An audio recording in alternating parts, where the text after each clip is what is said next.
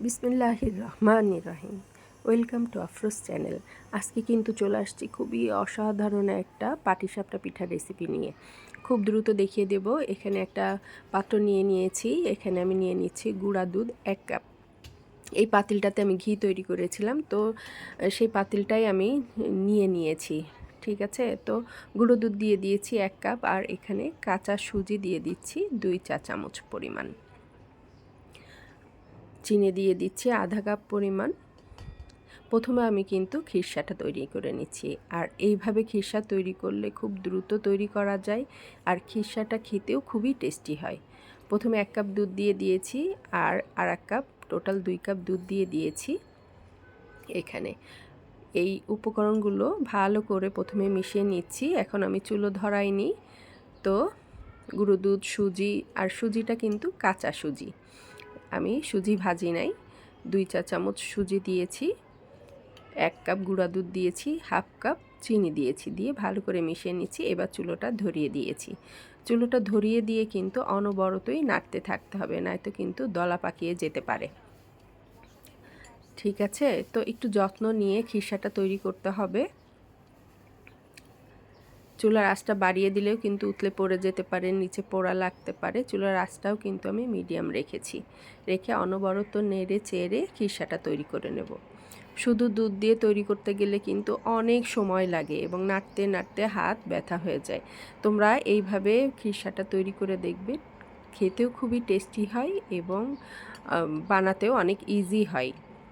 খুব দ্রুতই তৈরি করা যায় এইভাবে খিরসাটা তৈরি করে নিলে পিঠাটা। আর এই খিরসাটা কিন্তু শুধু শুধু খেতেও খুবই মজা লাগে। এই তো শীত মানেই পিঠাপুলি। আমার তো শীত আসলে পিঠা খেতে খুবই ভালো লাগে, তো মাঝে মাঝে এটা সেটা বানাই। তো তোমাদের সাথেও আমি রেসিপিগুলো শেয়ার করি। তো আজকে থাকছে পাটিসাপটা পিঠা, খুবই মজার হবে, আর পিঠাটা ধবধবে সাদা হবে। দেখতে থাকো রেসিপিটা। এই যে দুধটা উতলে উঠেছে, এই সময় কিন্তু চুলার আঁচটা একটু কমিয়ে দিয়ে অনবরত নাড়তে থাকতে হবে। আর দেখো, একটু সময়ের মধ্যেই কিন্তু খিরসাটা একদম ঘন হয়ে আসছে। এই যে এরকম ঘন হয়ে আসছে, এই পর্যায়ে আমি দিয়ে দিচ্ছি ঘি। এই ঘিটা কিন্তু আমি বাসায় বানিয়েছি। রেসিপিটা তোমাদের সাথেও আমি শেয়ার করব ইনশাআল্লাহ। তো ঘিটা লাস্টে দিলে খিরসার টেস্টটাই খুবই ভালো আসে। এই যে তৈরি হয়ে গেছে, ঘন হয়ে গেছে খিরসাটা। এই যে আমি চুলাটা অফ করে দিয়েছি। এবার একটু নাড়াচাড়া করে ঠান্ডা করে নিব। কিছু সময় নাড়াচাড়া করছি যাতে উপরে সর না পড়ে, এজন্য একটু নাড়াচাড়া করে ঠান্ডা করে নিয়ে তারপর একটা পাত্রে ঢেলে ফেলতে হবে। তৈরি হয়ে গেছে। এবার আমি পিঠাটার জন্য গোলা তৈরি করে নেব। এর জন্য 1.5 কাপ চালের গুঁড়ি দিয়েছি, আর হাফ কাপ ময়দা দিয়েছি, লবণ দিলাম সামান্য, চিনি দিচ্ছি 2 চা চামচ পরিমাণ, দিয়ে সব শুকনো উপকরণগুলো খুব ভালো করে মিশিয়ে নিচ্ছি। এবার হাফ কাপ দুধ দিয়ে দিচ্ছি, এটা অপশনাল, এটা না দিলেও চলবে। আর অল্প অল্প ঠান্ডা পানি দিয়ে এবার আমি ব্যাটারটা তৈরি করে নিব। এখানে অল্প অল্প করে পানি দিতে হবে, আর ব্যাটারটা গুলিয়ে নিতে হবে, তাহলে কিন্তু পিঠার গোলাটা খুব ভালো হবে। একসাথে বেশি পানি দিয়ে দিলে কিন্তু অনেক সময় পাতলা হয়ে যাবে, গোলাটা ভালো হতে চায় না। তো অল্প অল্প করে পানি দিবে আর গোলাটা গুলিয়ে নেবে।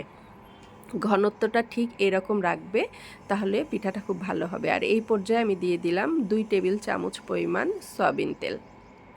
এই যে দেখো, ঘনত্বটা কিন্তু এরকম, আর একটু পানি লাগবে, একটু ঘন আছে। গোলাটা যদি এরকম একটু পাতলা হয়, পিঠাটা কিন্তু খুবই ভালো হবে। তোমার পিঠার যে রুটিটা সেটা খুবই সুন্দর হবে। পাটিসাপটা পিঠাটা যেটা আমরা তৈরি করে নেব সেটা খুব ভালো হবে। যে ঘনত্বটা এরকম থাকবে, খুব মোটাও না পাতলাও না। তো একটা প্যান বসিয়ে নিয়েছি, অল্প একটু তেল দিয়ে দিলাম। দিয়ে প্যানটা কিন্তু প্রথমে খুব ভালো করে গরম করে নেবে, তারপরে চুলার আঁচটা কমিয়ে দিয়ে পিঠাগুলো তৈরি করবে। আর এই যে তেলটা আমি খুব ভালো করে একটা টিস্যু দিয়ে মুছে নিয়েছি। চুলার আঁচটা কমিয়ে দিয়ে পিঠাটা তৈরি করলে কিন্তু পিঠাটা সাদা হবে।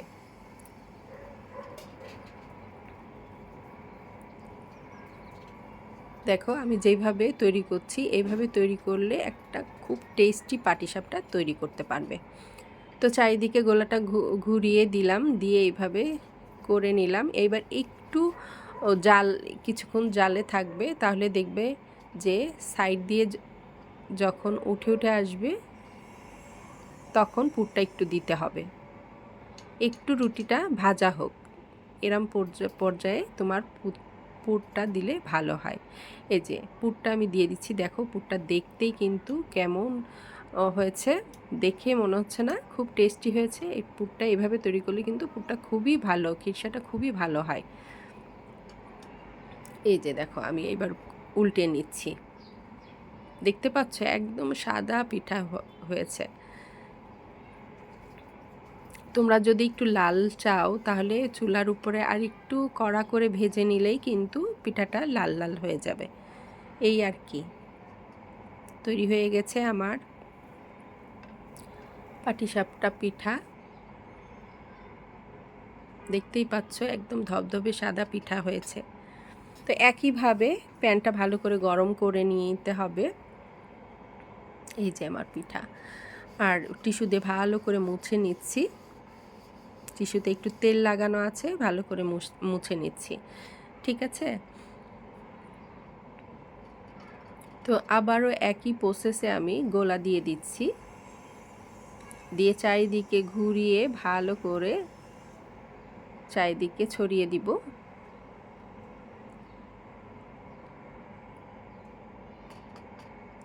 আমি বলবো বাসায় একবার হলেও তোমরা এইভাবে ট্রাই করবে, খুব অল্প সময়ে তৈরি করা যায় পিঠাটা এবং খুবই টেস্টি হয়।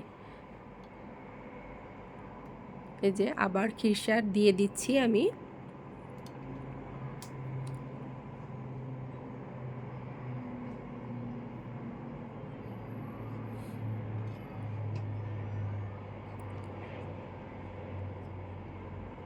পিঠা জিনিসটা তো একটু যত্ন নিয়েই তৈরি করতে হয় না, একটু যত্ন নিয়েই তৈরি করবে, দেখবে খুব মজাদার পিঠা তৈরি করা যায়।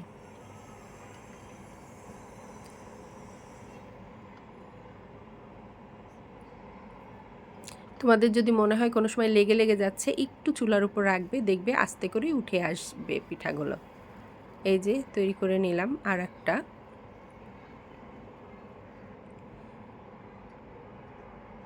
এভাবে আমি সমস্ত পিঠাগুলোই তৈরি করে নিচ্ছি। তো তোমরা যারা দেখছো অবশ্যই আমার চ্যানেলটাকে সাবস্ক্রাইব করে দেবে। আর আমি একটা কেটে দেখিয়ে দিচ্ছি ভিতরে কেমন হয়েছে। আর আমি পিঠাটা একটু ভাজা পছন্দ করি, এজন্য দেখো এরকম একটু লাল লাল করে ভেজে নিয়েছি। দেখছো পুরে ভরা এবং পুরটা যে কি টেস্টি হয়েছিল। ওকে, থ্যাংক ইউ, আসসালামু আলাইকুম।